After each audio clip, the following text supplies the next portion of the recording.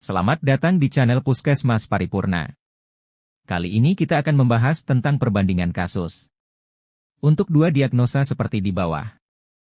Konjungtivitis. 1. Pengertian, definisi.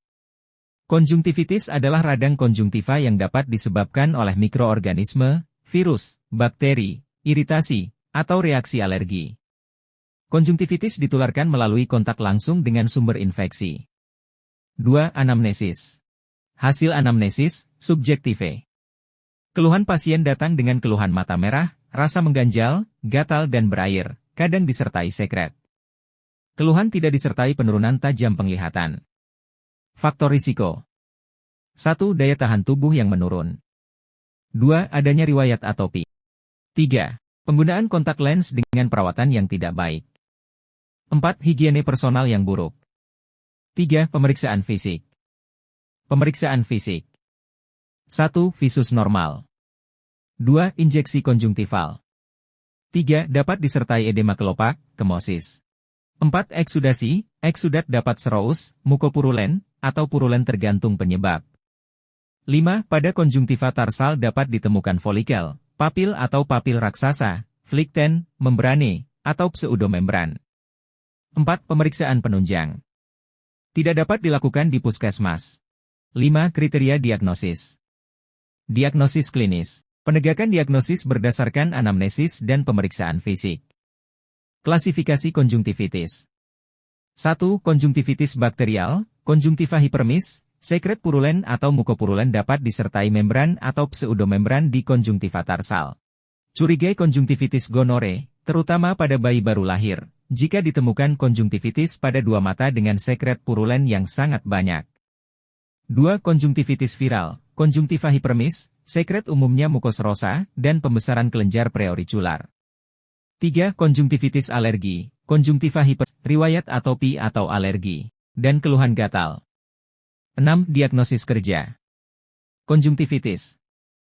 7. Diagnosis banding. Blefaritis, dry eye syndrome, keratitis bakterial, dan skleritis. 8. Penata laksanaan. Pemberian obat mata topikal. 1. Pada infeksi bakteri, kloramfenikol tetes sebanyak 1 tetes 6 kali sehari atau salep mata 3 kali sehari selama 3 hari. 2. Pada konjungtivitis gonore, kloramfenikol tetes mata 0,5 hingga 1% sebanyak 1 tetes tiap jam dan suntikan pada bayi diberikan 50,00 kg BB tiap hari sampai tidak ditemukan kuman Go pada sediaan apus selama 3 hari berturut-turut. 3. Pada konjungtivitis viral, salep aciclovir 3%, 5 kali sehari selama 10 hari. 9. Edukasi. 1. Konjungtivitis mudah menular, karena itu sebelum dan sesudah sisihkan atau mengoleskan obat, penderita harus mencuci tangannya bersih-bersih. 2. Jangan menggunakan handuk atau lap bersama-sama dengan penghuni rumah lainnya. 3. Menjaga kebersihan lingkungan rumah dan sekitar. 10. Kriteria rujukan. 1. Jika terjadi komplikasi pada kornea. 2. Ada respon perbaikan terhadap pengobatan yang diberikan. 11. Prognosis. 1. Ad vitam bonum. 2. Ad functionem bonum. 3. Ad sanationem bonum. 12. Referensi. Keputusan Menteri Kesehatan Republik Indonesia Nomor HK0202 Menkes 514/2015 tentang panduan praktik klinis bagi dokter di fasilitas pelayanan kesehatan tingkat pertama. Mata kering dry eye. 1. Pengertian, definisi. Mata kering adalah suatu keadaan keringnya permukaan kornea dan konjungtiva yang diakibatkan berkurangnya produksi komponen air mata, musin, aqueous, dan lipid. 2. Anamnesis. Keluhan pasien datang dengan keluhan mata gatal dan seperti berpasir. Keluhan dapat disertai sensasi terbakar, merah, perih dan silau. Pasien seringkali menyadari bahwa gejala terasa makin berat di akhir hari, sore, malam. Faktor risiko. 1. Usia 40 tahun.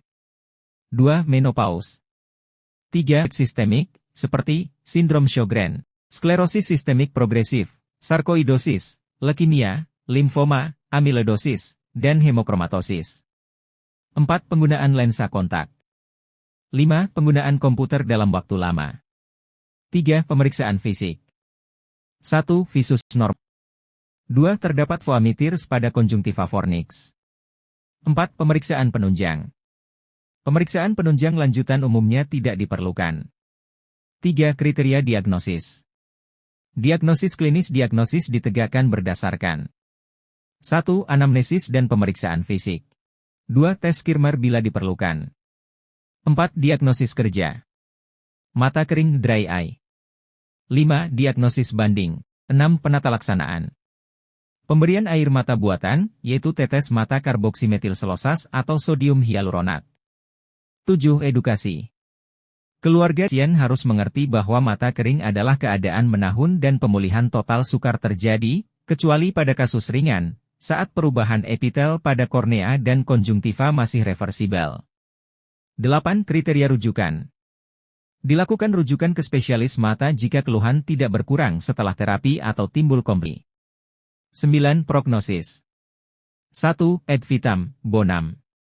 2. Ad functionem, bonum. 3. Ad sanationem, bonum. 10. Referensi. Keputusan Menteri Kesehatan Republik Indonesia Nomor HJK 0202 Menkes 54/2015 tentang panduan praktik klinis bagi dokter di fasilitas pelayanan kesehatan tingkat pertama.